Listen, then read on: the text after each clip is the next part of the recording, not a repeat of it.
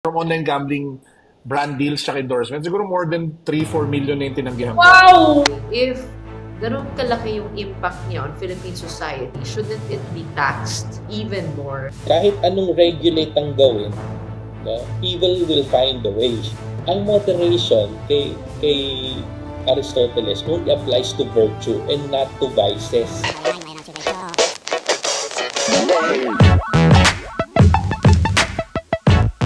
Okay, sa ating pagsisimula, kailangan muna natin sabihin sa lahat na disclaimer lang po. The views and opinions of the host and guests do not reflect the views and opinions of the institutions they belong to. Dahil madideds kami ni Sir Ice kapag na-equate yun. Ano? So, yung media organization ko, at syempre, yung Ateneo na kinabibilangan ni Sir Ice. So, welcome to Anong Basa Mo? Yes, sir. Anong basa mo, Gretchen, sa buhay, sa mga nangyayari dito sa mundo natin, gulo-gulo? Lalo na ikaw, nasa media ka, araw-araw, babad ka sa balita, babad ka sa mga nangyayari sa politika, sa ekonomiya, teknolohiya, di ba? Parang hirap din minsan i-navigate yung mundo natin, lalo na siguro sa mga kabataan. Kaya siguro naisip namin, no, ngayon, ni Gretchen, na gumawa ng isang podcast platform para gabayan, tulungan yung ating mga nakikinig, lalo na nga yung mga kabataan, na unawain at bigyang linaw ang mga bagay-bagay na sa tingin namin ay mahalagang pagmunihan ng kahit sino. Lalo na tayong mga Pilipino na napapagitna sa napakaraming pagbabago sa ating paligid sa mundo. Gusto ko na sabihin, ako yung kabataan nakikinig Kasi ikaw prof kita kaya batang-bata pa. Grabe. Oo, bata ako noon. Nasa classroom ako ni Sir Ice. Tapos, nakatingin lang ako sa labas. Akala ni Sir Ice, nakatulala ako sa class niya. Pero sa totoo lang, ini-embody ko lang yung tunay na saysay nung philo class, which is pagmumuni. So, nakatingin ako sa labas at nagmumuni ako, di ba? Nagmumuni. Kasi usually galing yan sa practice sa volleyball. Mula Blue Eagle Gym yata, naglalakad hanggang doon sa pinakamalayong building, mga classroom sa Bellarmine. Gusto yung classroom namin. Pagpasok niya, parang bagong shower lang, mga atleta. Tapos uupo siya, isang tapo, tapos parang siya, nakatunganga lang siya doon sa bintana. Sino ba itong babaeng to? Bakit parang di nakikinig? To my surprise, diba? To my surprise, how many years later, siya yung actually ang naging pinakamalapit sa akin na naging estudyante ko na nagkaroon ako ng pribilehiyo na kahit paano maging kaibigan at gabayan sa kanyang mga desisyon sa kanyang pamumuhay. Kasi sa mundo ng media at ng showbiz at ng telebisyon, talagang masalimuot yung mga questions of morality. Wow! Morality. Pero ano bang philo tinuturo mo sa Ateneo? Philo? Iba-iba. Ethics. Nung panahon mo, philosophy of religion. Tapos ngayong SEM, last SEM, nagturo akong philosophy of language. Nagtuturo din akong philosophy of media and technology. And ngayong SEM, philosophy of the human person. Okay. Yan ang aking malawak. Oo.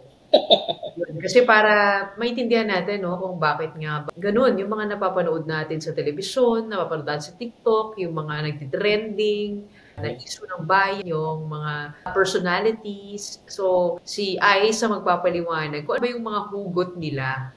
Ako naman yung magtatanong bilang isang tagapatanong sa telebisyon. Siyempre, ilalatag din po natin yung kontekstong yan. At lahat ng hindi ko masabi sa TV, dito ko sasabihin.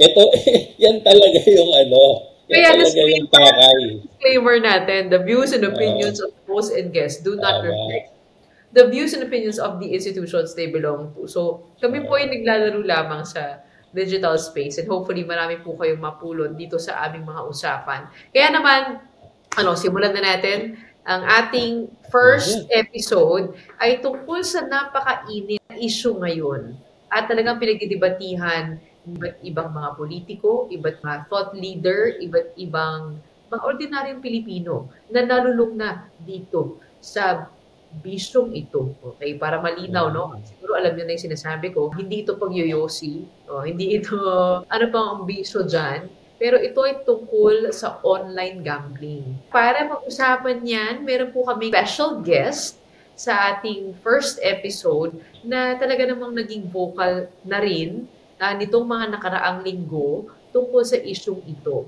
Welcome na natin siya. We have entrepreneur and content creator Carlo Ople joining us today for the first episode of Anong Basa Mo. Hello, Carlo. Hello. Thank you for having me. Hi, Ice, and hi, Gretch. Thanks for having me. First episode, wow. I'm honored. First episode. Talagang mainit itong usapin na to, no? Oo, unang-una, no, siguro kasi I've been seeing your feed na talagang naging vocal ka dito sa issue na ito. I mean, what made you decide to finally speak out on this particular issue? Sabi mo nga parang new era to ni Carlo. Hindi, kasi parang before, palagi mo siya makikita yung mga tao, di ba? You hear stories from people na nalululong sa online gambling, tas iba kilala natin, kaibigan natin. And then every now and then people would message me, sinasabi na kung meron ba akong advice kasi nalulong sila sa gambling online kasi napakadali lang yung access ngayon compared to before, di ba? And even myself when I was much younger, hindi man online, I've had like alam mo, hindi naman like nalulong, pero there was a time na parang sinubukan ko siya and parang napasok ko, parang ayoko na talaga maulit ever again. So parang alam mo na yung pain yourself na nalalagay sa peligro. At the same time, yung pinaka-wake-up call ko talaga na someone has to talk. Kasi parang you'd go down EDSA, tapos talagang napakalaki na ng mga billboard. As in, it really got out of hand. Na parang to the point, is there no regulation anymore? Parang is no one actually watching and minding how blatant it is being advertised, di ba? Parang I remember dati, pag pupunta kang casino, yung advertising, doon lang mismo malapit sa casino. Tapos at the same time, patago pa yung mga tao pupuntang casino. Bawal mag-picture sa casino. Di ba? Napakahirap pumasok sa casino before. Tapos ngayon, parang isang buksan mo lang ng telepono mo. Nandun ka na. And lahat na lang ng advertising nakikita mo, ang dami ng mga celebrities who were suddenly, yung iba representing financial institutions, tapos biglang nag-endorse na ngayon ng online gambling.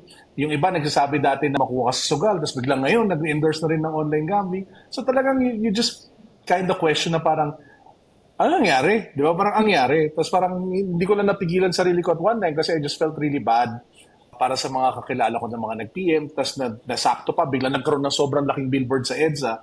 Ayun na yun, parang hindi ko na napigilan. Parang that's when I started posting about it, started reaching out to people then that I knew, either in the Senate or sa Congress or yung mga kakilala ko, mga contacts ko within the industry.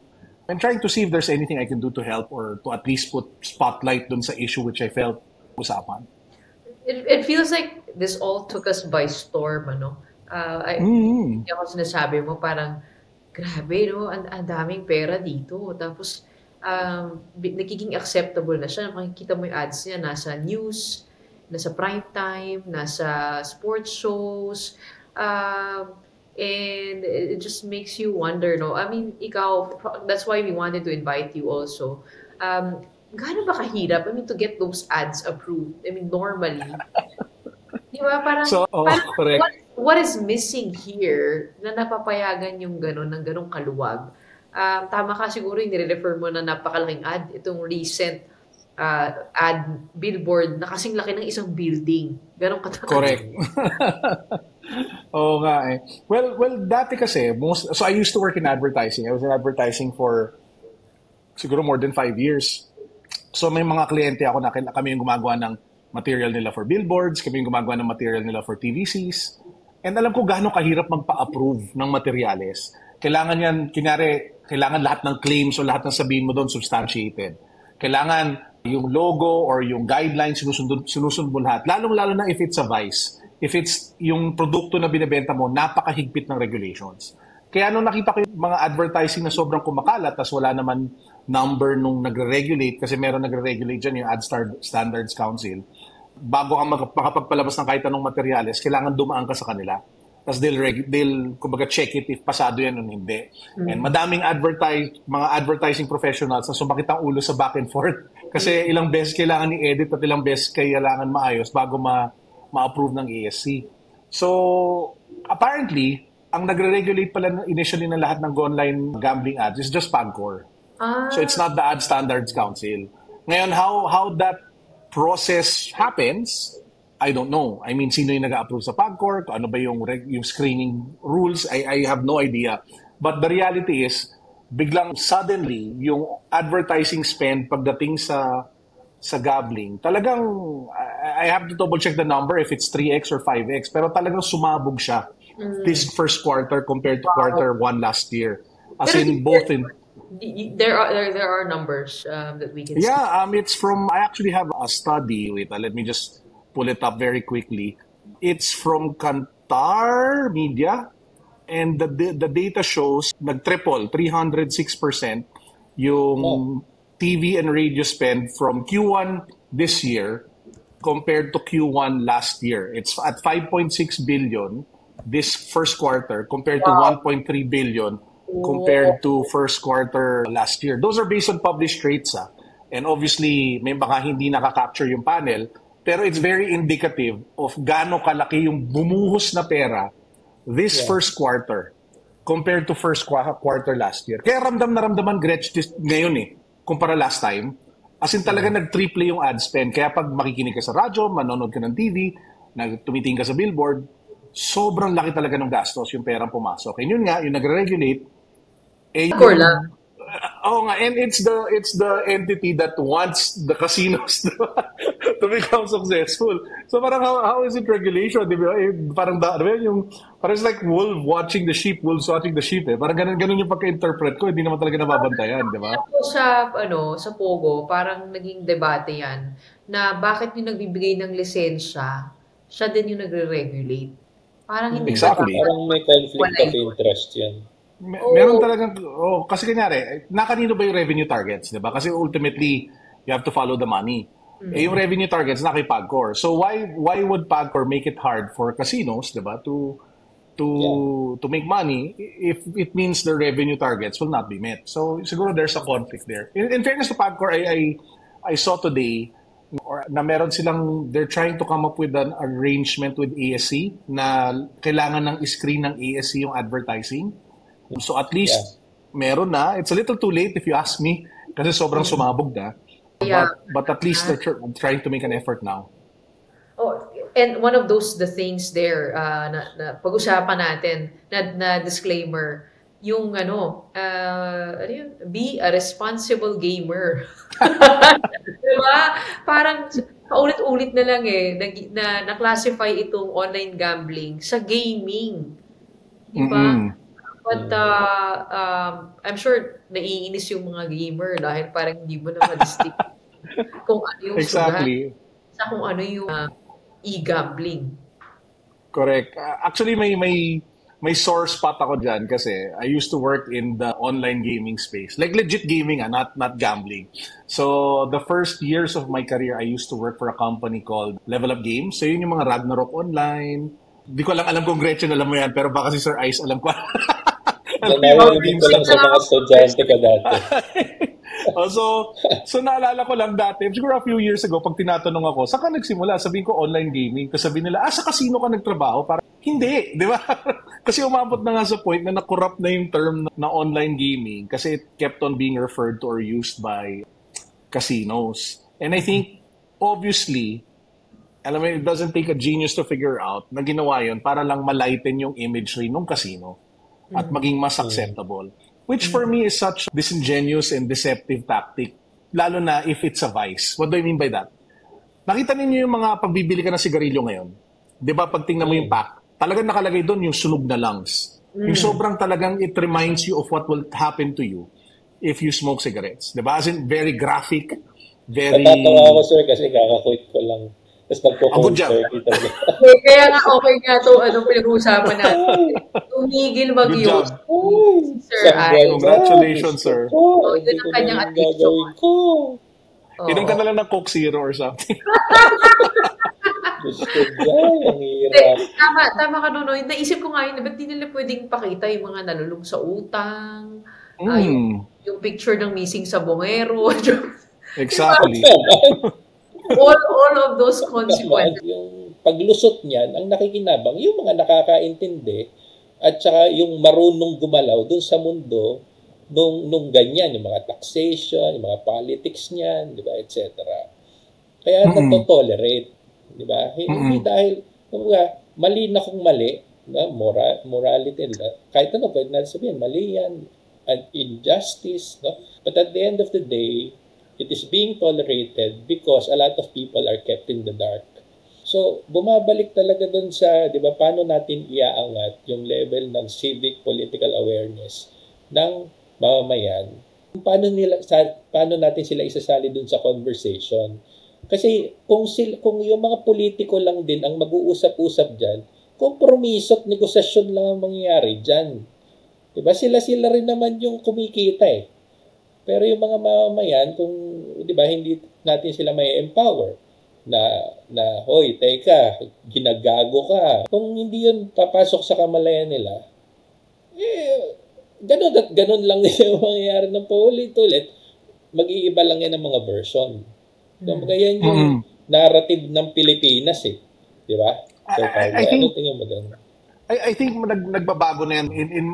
And I think the real reason kung bakit siya nagbabago is precisely because of digital, because of social media. Kasi dati, the only way para makausap mo lahat ng tao is through TV, is through radio, and napaka-ikli nung format, and nakonti nung time na meron ka para ma-educate yung tao. Diba? Either through yung news, diba? Ilan lang ba isang news story, Gretch, diba? Para lumabas sa isang major TV program. Hindi siya sobrang haba eh. I mean, you can talk about it, pero you'd need like longer programs. True. And I think now that you have digital, you have social media, mas madaling mag-shine ng spotlight sa mga bagay na kailangan pag-usapan.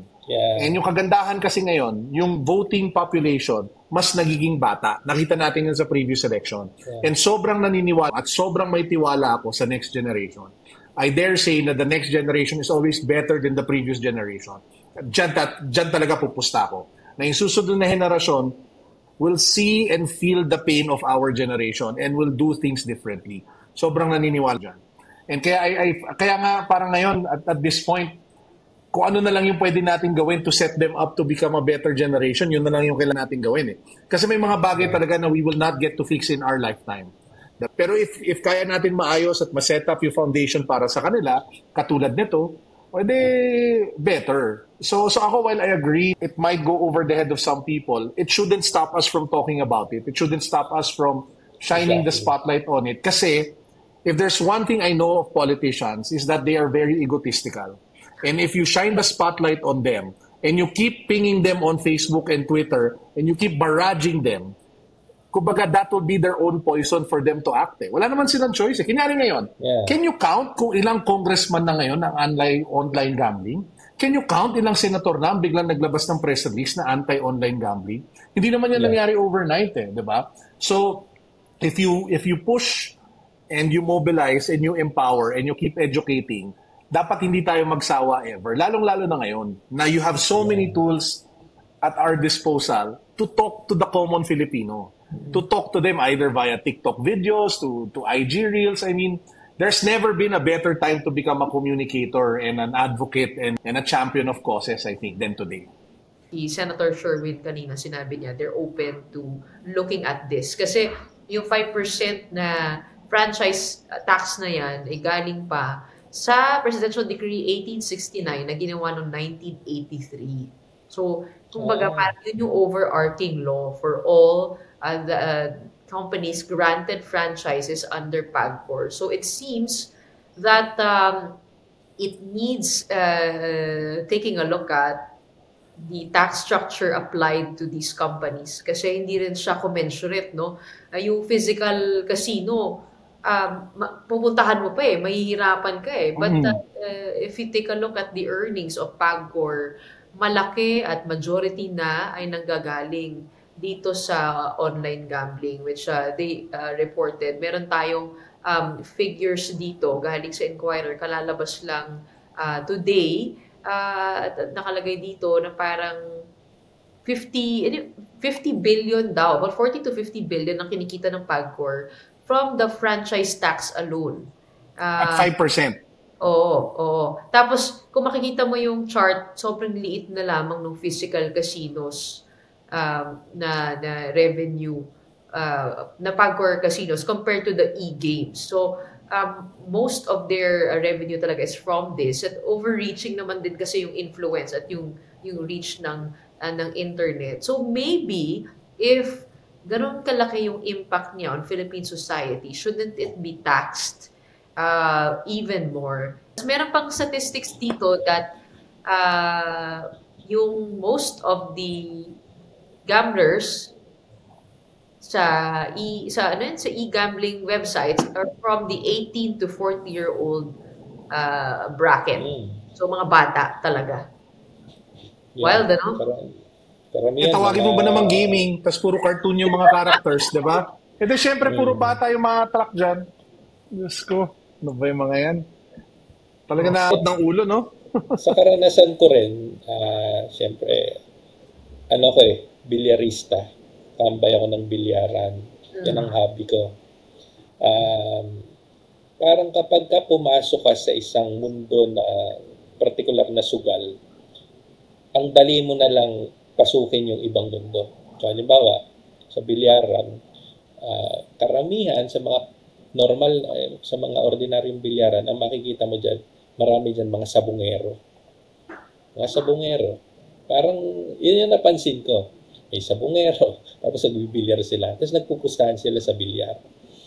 Tapos nung umuso yung online gambling, yung mga kaibigan ko na bilyarista na sabungero pa, mapapansin mo, pumupunta ng bilyaran, hindi na sila naglalaro, umuupo na lang sila sa tabi, tapos nag-cellphone sila.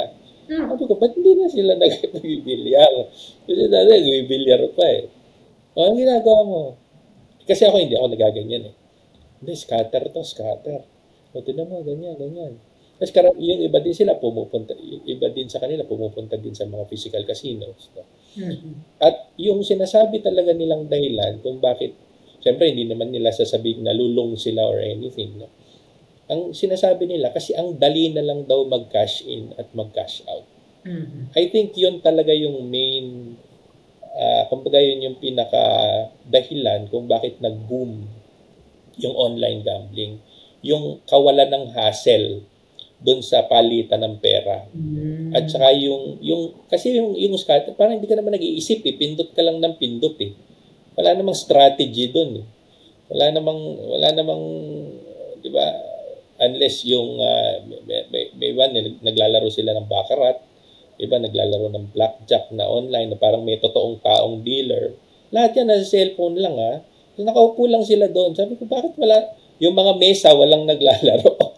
Hindi na sila nagbibilyar.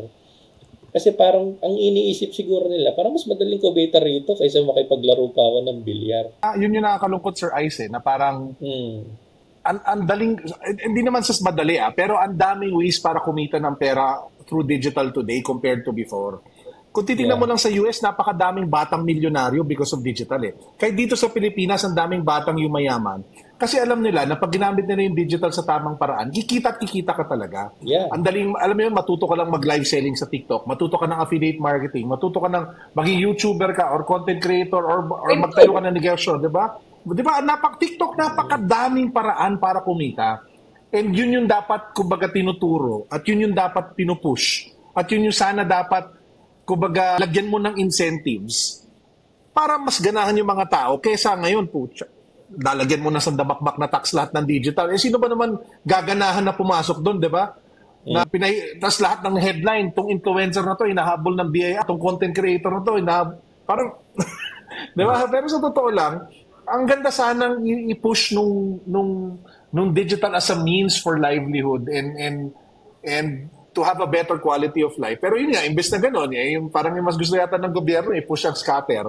If you take a look at the bigger picture, and no one's asking this, is bakit parang sobrang kailangan mag-raise ng pera ng gobyerno ngayon? Diba napansin ninyo? Parang yung BIR is intensifying collections, ang laki ng pressure for PAGCOR to deliver revenue. parang mapapaisip ka din bakit eh, di ba? Is it because ang laki ng nagastos nung panahon ng pandemic, no, or may parating ba na election? No, I mean, yung ease din eh. Kasi ang baba na rin nung ang baba na rin nung entry point for these games eh. Kahit nga yung piso nga lang daw, pwede mo nang gamitin pang sugal ngayon. No? Pero kanina sinasabi nung kausap ko na attorney who works with these gambling companies, parang I think may betting minimum yung legal na hindi naman daw ganun kababa. Pero bakit narinig natin na piso-piso pwede na? Baka yun nga yung nakadikit sa mga e-wallet. Ganun. Pero alam mo, baka may minimum for the physical casinos.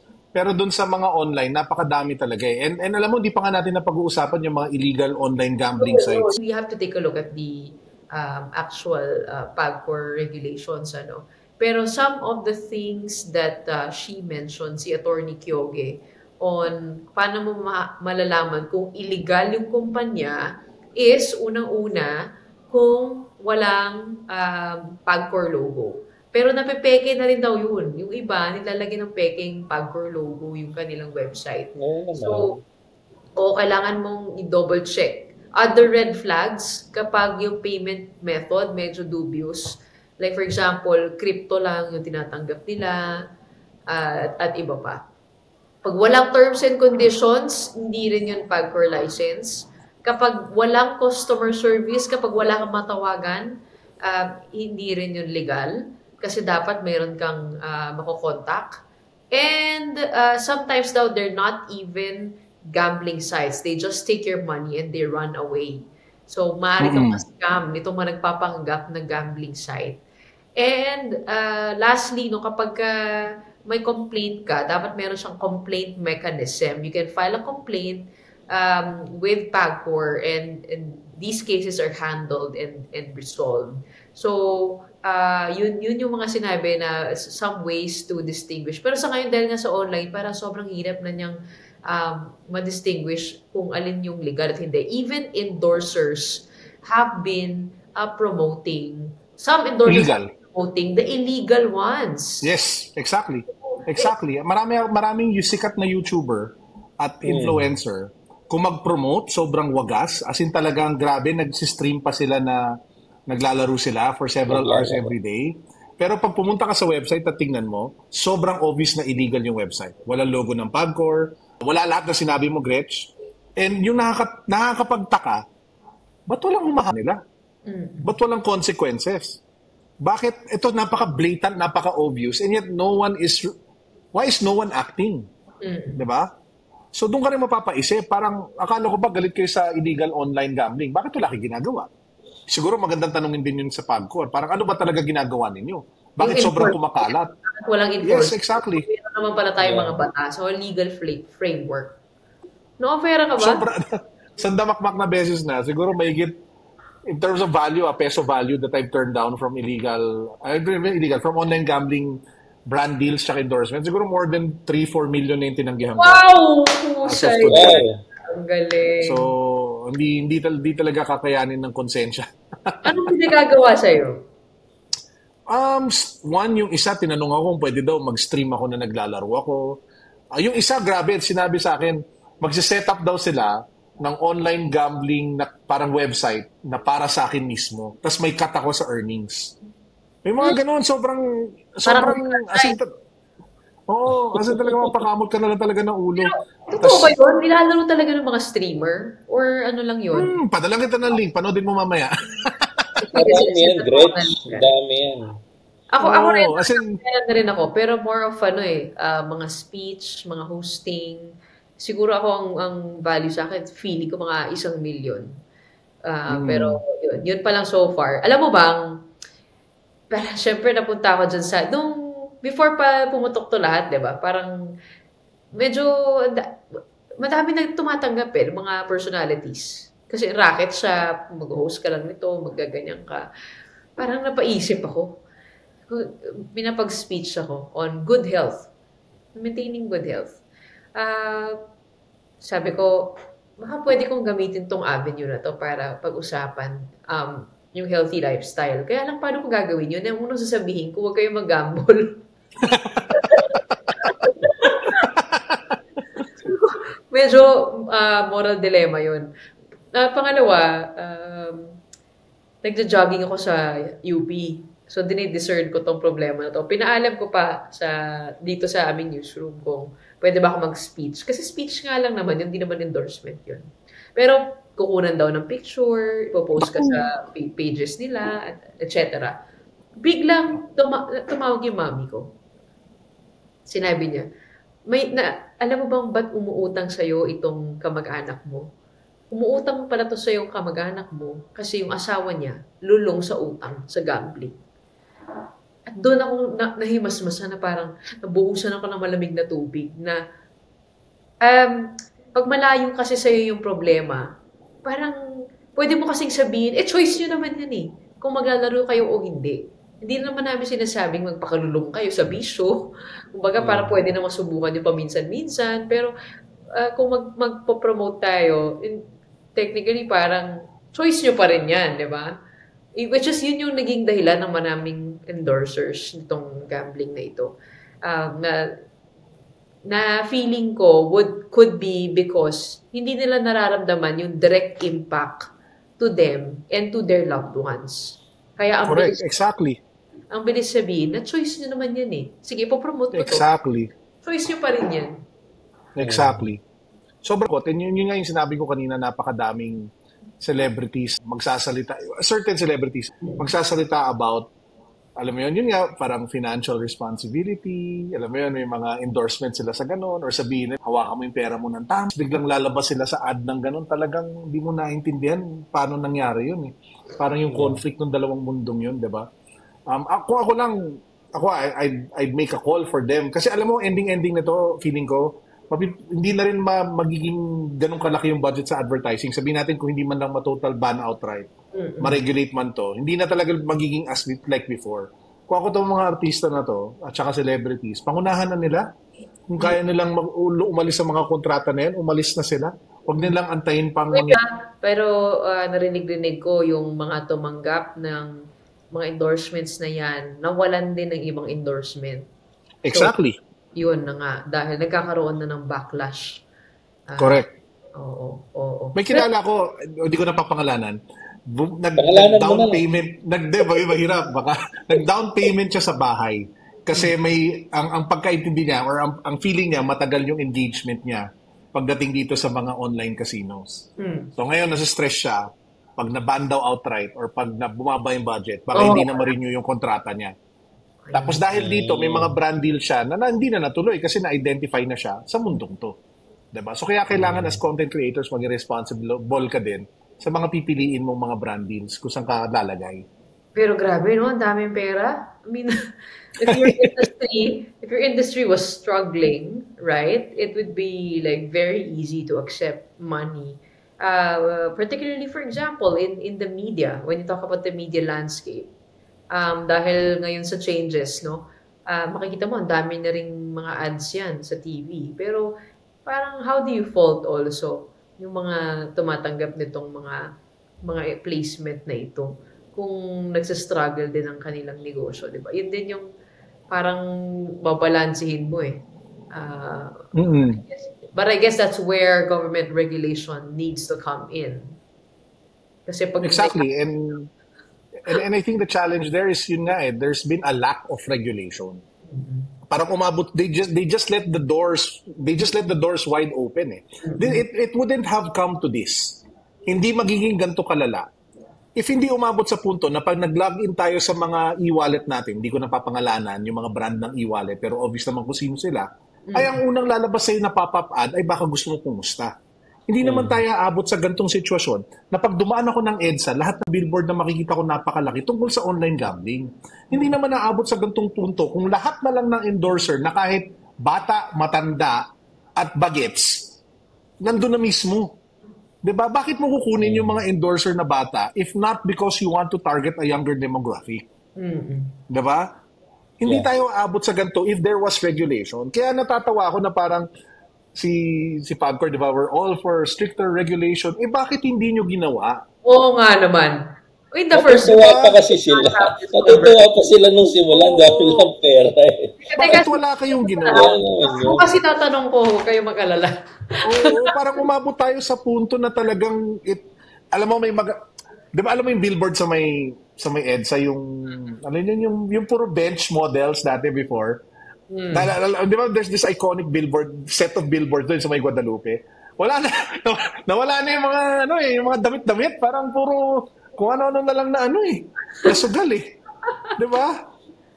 Tapos and one last thing, sorry, I just have to point this out. So pumunta ako sa website, may article. Yung article was about the ills of online gambling and bakit sobrang ng online gambling. Sabi ko, wow, gumawa sila ng piece na anti-online gambling. Pagka-click ko, lahat ng ads sa buong website puro online gambling. Wow. And just to share another data point, so doon sa same study ng Kantar, forward to you, Gretch, kung gusto mong gamitin sa news niya or whatever stories or articles that you guys have.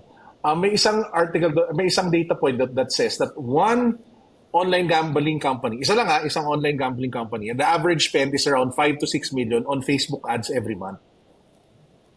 Wow. Just on Facebook ads. Wow. Isa pa lang yun, isang kumpanya pa lang yun. So kung bilangin mo lahat yun, talagang mind blown ka na lang sa amount, di ba? May nabasa rin ako na yung mga legal, nasa 40 to 50% pa lang. Parang ganun kalaki yung hindi registered. So imagine marami yung unregulated amount of money. Exactly.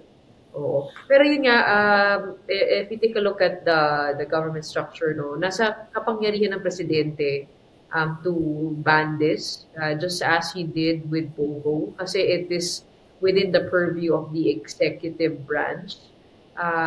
Yung legislation, I think, is needed to have it last more than one administration. So ngayon pa lang, pwede na siyang i-ban kung gusto ng presidente through an EO. But if you want it longer lasting and not flip-flopping, online gambling should be defined specifically. So it has to have legislation para maging malinaw din kung ano yung online gaming, ano yung online gambling, ano ba yung kasama doon, ano ba yung tax niyan, ano ba yung pwedeng gawin at hindi. So yun nga yung pinag-uusapan ngayon sa ating mga batas. Gusto ko na tanungin si Ice, no?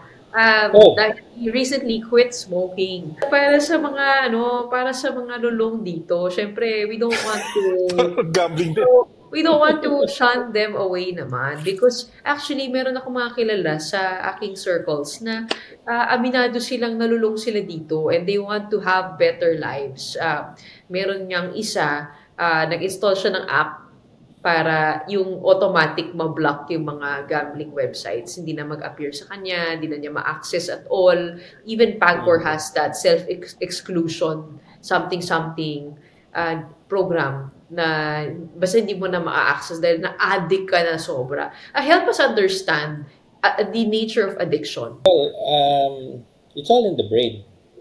It's all in the brain, really. It's psychology. No? Yung addiction, nanggagaling yan, usually, merong kung anumang trauma na maaaring na-repress nung bata ka, and so you're trying to fill a lack, you're trying to recover something that is unrecoverable, etc. Kumbaga, meron kang isang uring kaligayahan na hindi na makuha muli. No? At habang nag-mature ka, makakahanap ka ng isang gawain, isang pagkain, isang bagay, isang bisyo na parang naibibigay, no? Na parang naibabalik yung feeling, no? Yung high, no? Na parang nandun nga sa iyong nakaraan na hindi mo na makuha ngayon, no? So that can take the form of smoking, alcohol, coffee, extreme sports, diba? Or gambling, etc. Kasi kapag ka yung pleasure center ng utak natin, diba yun, naglalabas yan ng kung ano-anong neurotransmitter. Most notably, yung dopamine, diba? Yung dopamine, yan yung reward hormone eh. Kapag ka, let's say, lagay mo sa sugal No? O kaya na-associate, alam ba ako, na-associate ko yung yosi sa pleasure after a meal or pleasure after a long day. Parang it's my reward after a long day at work, after a meal, etc. No? Pag nakabuo na ng ganong relasyon ng utak mo, ang hirap nang i-uncouple yun. Akala natin parang we're always in control of our brains, of our minds. And then, meron tayong subconscious, di ba? Alam naman natin lahat yan. At yung subconscious na yun, tumutugon yun sa iba't ibang mga issue natin nung nakaraan na maaaring na-repress niya. So, itong mga bagay na ito na kina-addikan natin, no, alba itong gambling, kasi isipin mo, logically, yung mga sugarol, alam nila, logically and rationally, na malamang wala naman talaga silang panalo dito sa ginagawa nila. Sabi nga nila, the house always wins. Diba? Alam naman nila, may algorithm naman to eh. Diba? Papapanalunin lang ako nito sa simula, pero sa huli, babawiin din naman niya yung napanalunan ko eh. Alam nila yun. No? Hindi sila mga tanga.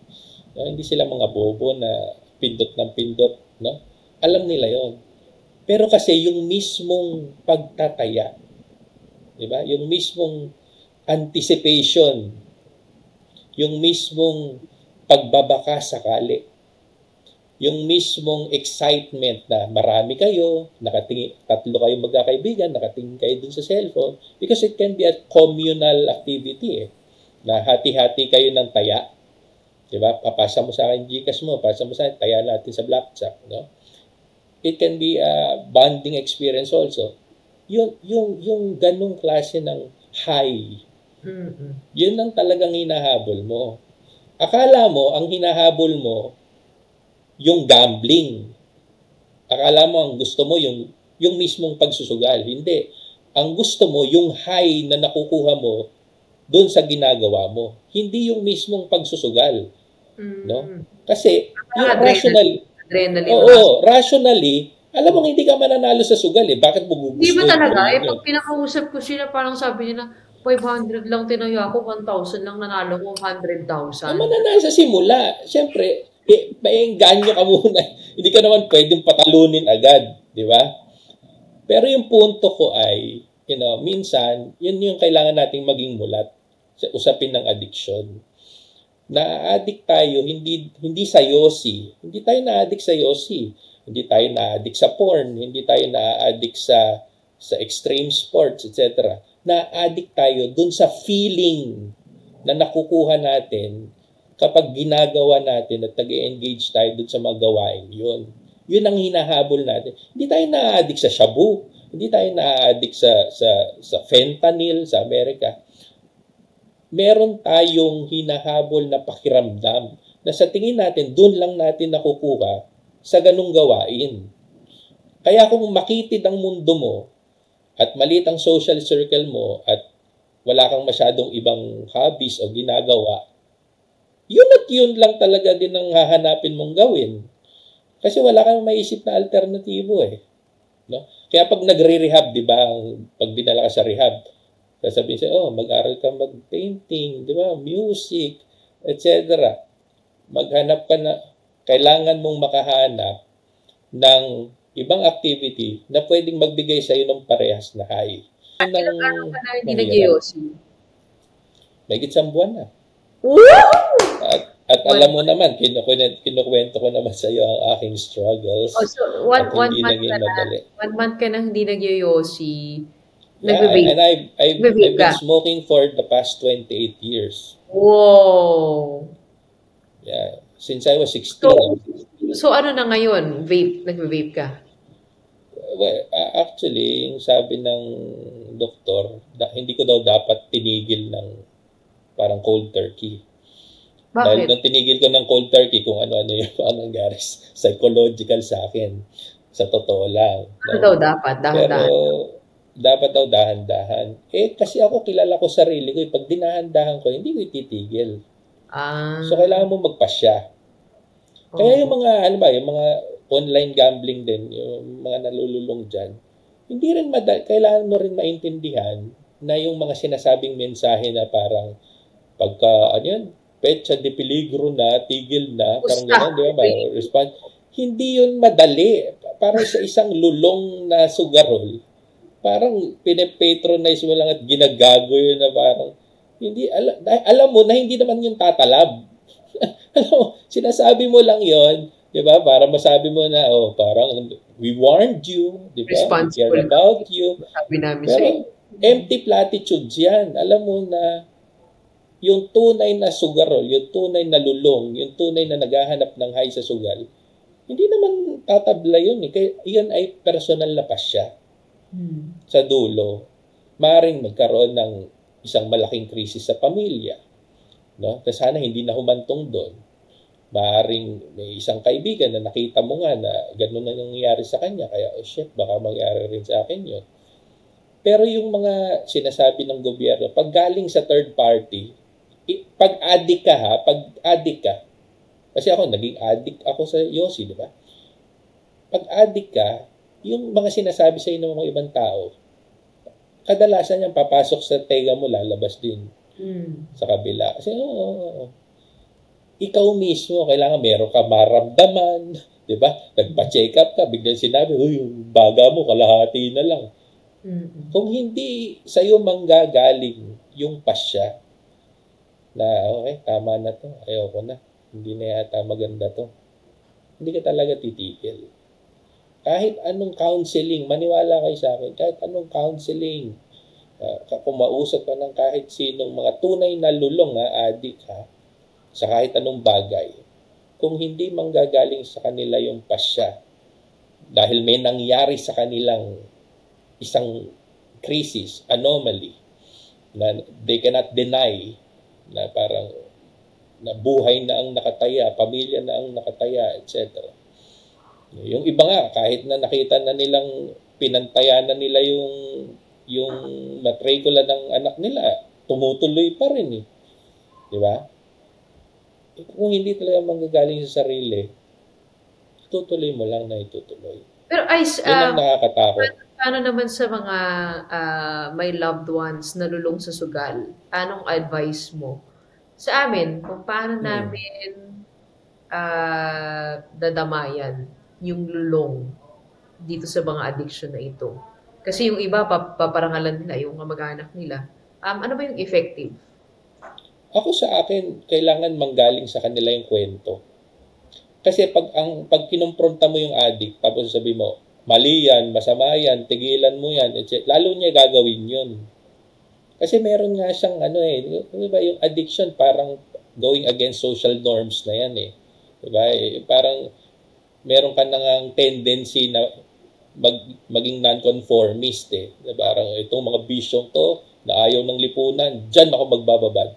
So pag pinagbawalan mo ng pinagbawalan at pinapangit mo siya, pinapangit sa sarili niya na, tara mo, kakaganyan mo, ganyan na itsura mo, kakaganyan mo, payat mo na, kakaganyan mo. Lalo lang yung magiging defensive. Diba? Parang, you don't understand me. Diba? You don't know what I've been through. You don't know, diba? Nung bata ako, ganyan, wala kaming ganyan. Pero nung nagsugal ako, nakabila ako ng ganyan, ng motor, etc. Diba? Gambling has been so good to me. Pero ngayon, malas lang talaga. Ganyan lang talaga ang sugal. Diba? Magaganon yun. Diba? So, kailangan, hindi, yung style dyan, yung parang subukan mo siyang samahan dun sa mundo niya. Na hindi ibig sabihin magsugal ka rin, etc. Yung constant conversation. Pare, kamusta? Ano nangyari? Ganyan. Bakit sa tingin mo, hindi mo natigi, bakit tumaya ka pa, ganyan, etc. Pero wag mong huhusgahan. Hayaan mo lang siya magkwento. Parang sa filosofiya, Gretchen, di ba, tinuturo namin yan. Ang philosophy, di ba, ikaw bilang philosophy teacher, naglalatag ka lang ng isang kapaligiran para yung mga estudyante mamulat sa sarili nilang kakayahan na mag-isip para sa sarili nila. Hindi mo sila tinuturuan kung paano mag-isip. Kasi alam mong kaya naman nila. So gagawa ka ng isang kapaligiran para sila mismo mamulat sa katotohanan. Ganon din sa tingin ko yung maaaring gawin ng mga mahal sa buhay ng mga taong lulong sa kahit anumang addiction, no? Sugal, droga, etc. is to subtly, diba? Subtly change the environment physically, di ba? Change the overall setting, no? Para maging conducive for awakening, for self-realization.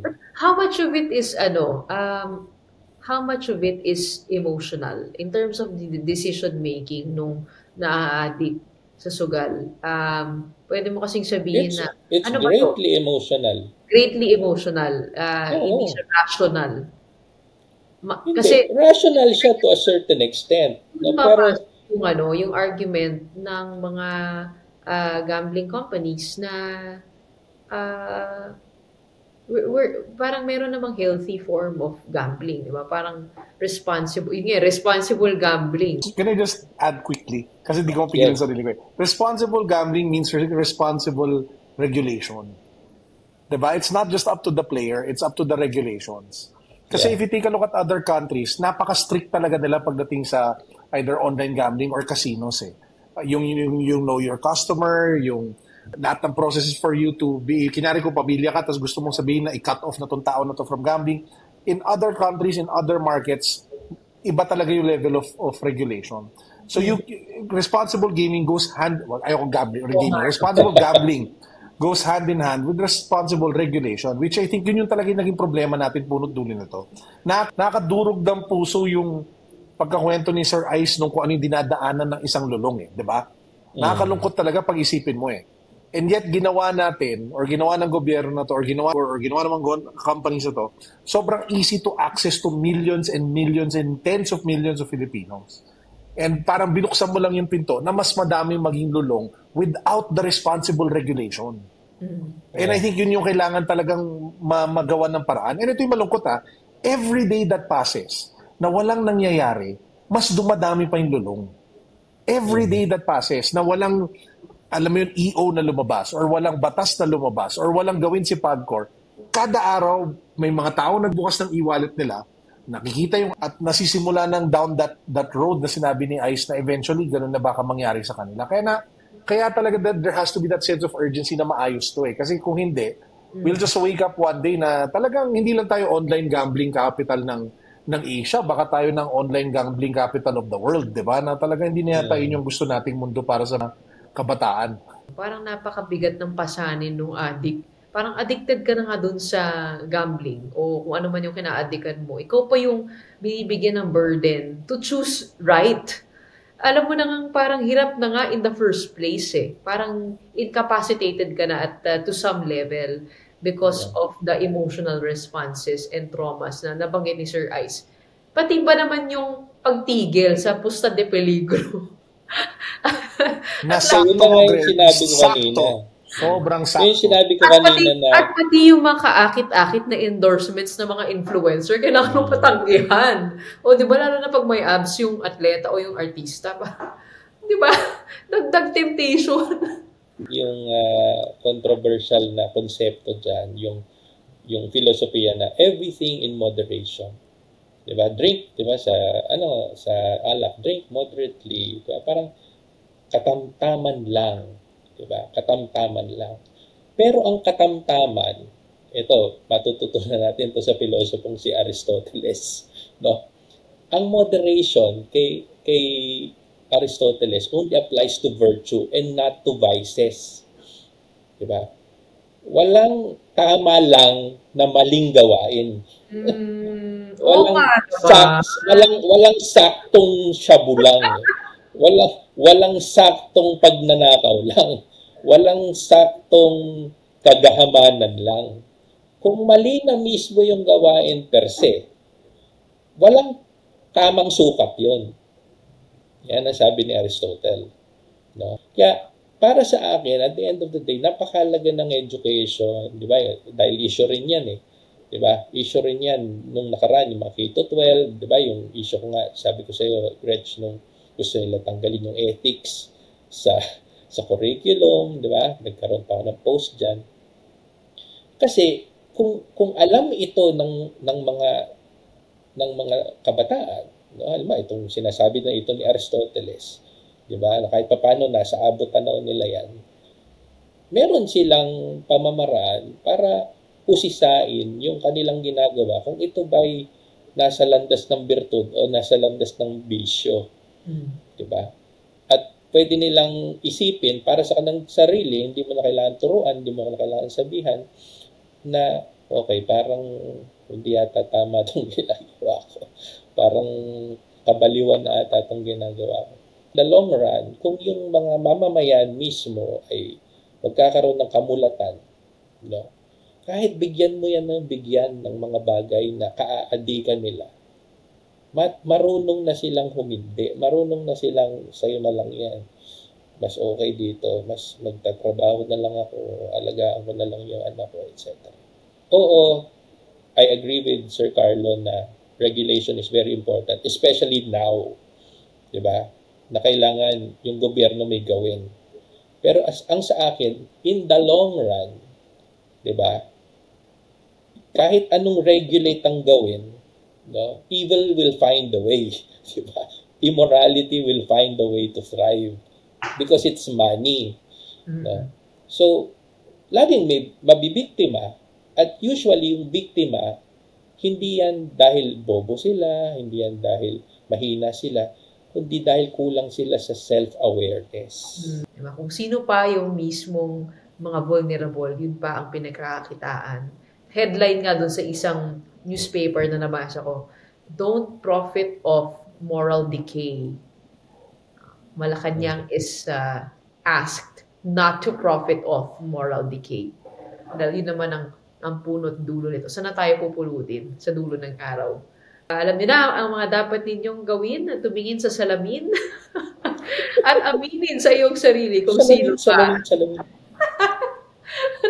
Kung anong sinasabi ng salamin ngayon sa iyo. Maraming salamat sa iyo, Carlo, for joining us. Thank you, sir. Very naman, nag-enjoy ako. Sobrang and thank you for having me as your first guest. It's an honor. Ano pang aabangan namin sa iyo, Carlo? Sa inyong new era? And then so ginanahan ako dito sa ng issue na to. So na-realize, kwento ko sa messenger na na-realize ko na life is short. And I'm kind of old. I feel old. I'm turning 43. Birthday ko sa July 21. So, parang I just wanted to spend more time parang, championing a few causes. Parang nakapag-negosyo na naman ako, medyo okay na rin naman yung mga negosyo. So parang tinitingnan ko ano yung mga gusto kong advocacies to pursue. And one thing na sobrang feeling ko talaga, yung malakas yung feeling ko na gusto kong i-pursue is yung yung digital empowerment lang talaga of Filipinos. Yung sinasabi ko na pwede ka talaga kumita. I mean, in a good way, the right way. Oh, and it's something na, kasi, di ba, isa sa mga negosyo ko is talent agency. So we manage influencers and YouTubers. At alam ko magkano kinikita nila. Alam ko yung potential na pwede mong kitain sa TikTok pag mag-live selling ka, pag mag-affiliate marketing ka, and pag gumawa ka ng sarili mong produkto tapos ibenta online. I just see so much opportunity. And ang gusto ko gawin sana, at least for the next few months, is to try to get as many Filipinos to see that. Na pagdating sa digital, hindi lang sana chismis, hindi lang sana nanonood ka lang at nagsasayang ka lang ng, ng oras mo nagkakasino or whatnot, nagsaswipe, yung brain rot tsaka doom scroll. Parang you have to be the creator to thrive in the creator economy. Kasi if you're the consumer, ikaw yung produkto, di ba? Ikaw yung pinagtahan, ikaw yung binibentahan. So parang it would be good to educate as many Filipinos as possible na hindi. Pwede ka kumita online, pwede ka kumita sa digital. And sana doon na lang sila ma-addict sa pagkita tsaka sa pag-asenso tsaka sa pagiging successful. Para tayo ay? Para sumakses. Success. Ano mo dati, iba yung meaning ng success. Oo nga. Ibang-iba talaga. Pero di na alam ng mga bata yun, so okay na. Kaya yun. So actually, yun yung tawag namin. Yun yung tawag namin sa caravan namin. Okay, so abangan po ninyo ang bagong face ni Carlo Oples. He helps more Filipinos become more profitable online in healthy ways. Again, thank you so much for being with us, and we hope. Thank you, sir. Thank you. Salamat. A lot of people. We hope we contributed to the conversation. Again, this is Anong Basa Mo? Ang pagmumuni at pagdedebate ng isang guro at estudyante. Rhyming yun! Wow! Ang galing. Nagawa ko pa ng ganun yun. Ako po si Gretchen Ho. At ako po si Sir Ice. Bye-bye.